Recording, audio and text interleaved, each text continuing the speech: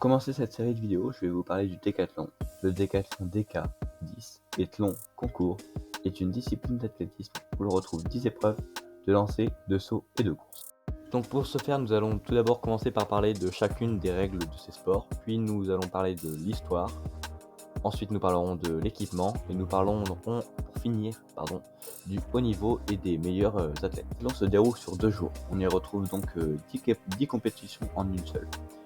Dans ces 10 épreuves, on retrouve dans l'ordre un 100 mètres, puis le saut en longueur, le lancer de poids, le saut en hauteur et un 400 mètres pour le premier jour. Ensuite, le deuxième jour, il y a un 100 mètres haie, le lancer de disque, le saut à la perche, le lancer de javelot et enfin un 1500 mètres pour terminer la compétition. Je vais donc vous parler des règles de chacun de ces épreuves. Si vous vous posez des questions, vous pouvez les mettre en commentaire. Je prendrai le temps de vous répondre ou vous pouvez aller voir sur le site de la Fédération Française d'Athlétisme. Le lien est dans la description. Alors pour commencer, nous allons parler du 100 mètres. Le 100 mètres se déroule sur une piste d'athlétisme sur une distance de 100 mètres en ligne droite. Au début de la course, chacun des concurrents se place dans un des couloirs attribués.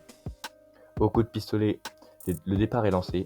Le premier à franchir la ligne d'arrivée remporte la course, rien de plus simple. Ensuite, c'est le saut en longueur. L'athlète prend son élan, effectue son saut sur ce qu'on appelle la planche et avant la limite. Si celle-ci est dépassée, drapeau rouge, un arbitre va soit lever le drapeau rouge pour dire qu'il y a faute, soit il va lever le drapeau blanc et là le saut sera complètement comptabilisé. S'il y a drapeau rouge, le saut n'est pas comptabilisé, on dit qu'il mord la ligne. En revanche, s'il ne mord pas donc, son saut est comptabilisé. L'athlète faisant le plus long saut remporte l'épreuve, sachant que tous les concurrents ont le droit à 6 essais chacun, la plupart du temps. Passons maintenant au lancer de poids. Comme l'indique son nom, l'athlète va devoir lancer un poids de masse différente en fonction de la catégorie. Donc au JO, ça va être une masse plus élevée que si vous commencez dans un club. Ensuite, donc, il va lancer son poids d'une seule main en partant de l'épaule, comme vous voyez sur cette image. Celui qui lance son poids le plus loin gagne l'épreuve. Attention, comme au saut en longueur, il y a une limite à ne pas dépasser. Cette ligne dépassée annule le lancer du concurrent. Ici aussi, on dit qu'il mord. Ensuite, le saut en hauteur. Ici, l'athlète prend sa course d'élan et va sauter au-dessus d'une barre. Pour cela, il doit s'appuyer sur qu'une seule jambe au moment de son dernier appui et n'a pas le droit de plonger. Donc le sauteur ayant le plus haut saut remporte l'épreuve. Donc maintenant, pour finir la journée, les coureurs vont finir avec un petit 400 mètres. Cette course se déroule donc, comme vous l'avez compris, sur 400 mètres, ce qui correspond à un tour de piste d'athlétisme. Comme pour le 100 mètres, un coup de feu annonce le départ. Chacun doit rester dans son couloir défini en fonction de son classement des autres épreuves. Le premier arrivé gagne. Les mecs sont tellement forts que 100 jours de repos, ils se retrouvent le lendemain pour faire un 110 mètres haie. Donc cette course se déroule sur bien chouette, 110 mètres. Cette fois-ci, il y a une difficulté, des haies de hauteur réglable en fonction de sa catégorie. 10 haies espacées de 9,14 m chacune. Chacun reste dans son couloir, le plus rapide remporte l'épreuve. Maintenant, le lancer de disque. Comme le lancer de poids, le concurrent se retrouve dans une zone ici entourée de grillages pour la sécurité des spectateurs, parce qu'il l'envoie super loin à leur machin. Le concurrent, en faisant une rotation, lance son disque sans ordre. Vous commencez à comprendre. Le joueur lançant son disque le plus loin en 6 essais gagne. Le saut à la perche.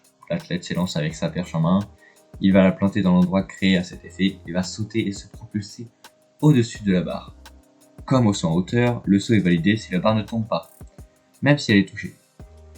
Celui qui saute le plus haut gagne. Désormais, le lancer de javelot. Le joueur lance un javelot sans mordre la ligne. S'il arrive à planter son javelot et sans mordre, alors son lancer est comptabilisé. Et c'est celui qui lance son javelot le plus loin qui gagne l'épreuve. Pour finir, le 1500 mètres. 1 km 500 de course intense, c'est le bouquet final du décathlon.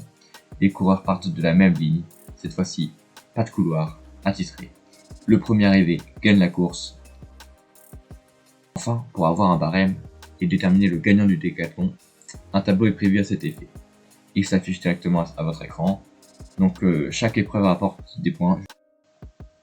Le record jusqu'à aujourd'hui est détenu par le français Kevin Mayer avec un total de 9126 points chez les hommes, et pour les femmes, malgré que les compétitions soient rares, est de 8358 points et réalisé par attendez, faut pas que je me loupe. Auszter Skolita. la lituanienne. Tout d'abord, l'histoire. Le décathlon est un sport dit de combiné, c'est-à-dire une combinaison de plusieurs sports.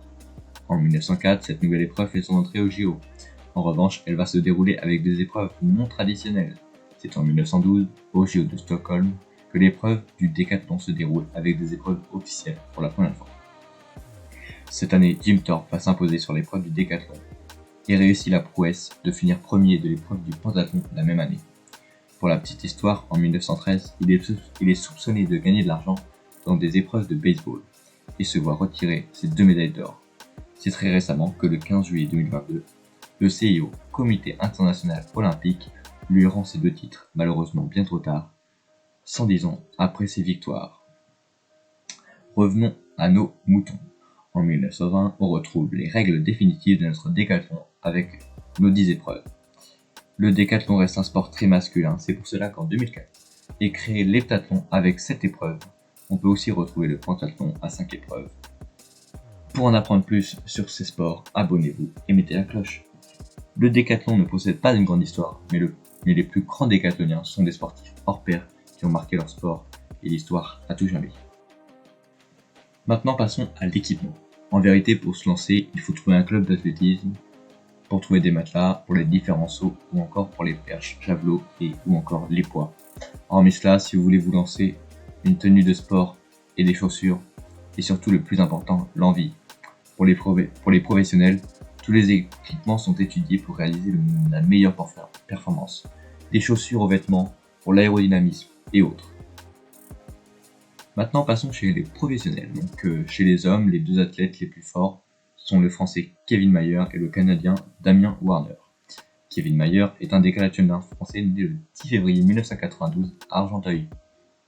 Il s'entraîne à l'ASM, l'Athletic Club de Montpellier. Il est entraîné par Alexandre Bonacorsi. Quant à Damien Warner, c'est un sportif canadien né le 4 octobre à Londres. Il s'entraîne London Western avec les Gramantics. Son entraîneur, pour revenir sur Jim Thorpe, il est né en mai 1887 aux États-Unis et est mort à 64 ans le 28 mars 1953. Il était décathlonien, mais avant tout un joueur de baseball. C'était un sportif très complet. Enfin, pour finir avec ce sport, je vais rapidement vous parler de Ostra Skujete, qui établit le record du monde en 2005 chez les femmes. Elle est née le 15 août 1979 à Birzai, mais elle a aussi fait du pentathlon et de l'heptathlon. Ces 4 sportifs ont marqué leur sport, et même le sport en général, par leur talent et par leur histoire. Merci d'avoir regardé cette vidéo jusqu'au bout. Pensez à vous abonner, à liker, proposez-moi d'autres sports en commentaire que vous aimeriez découvrir. Et n'oubliez pas, surtout, le meilleur moyen de réussir, c'est d'arrêter de parler et de commencer à faire.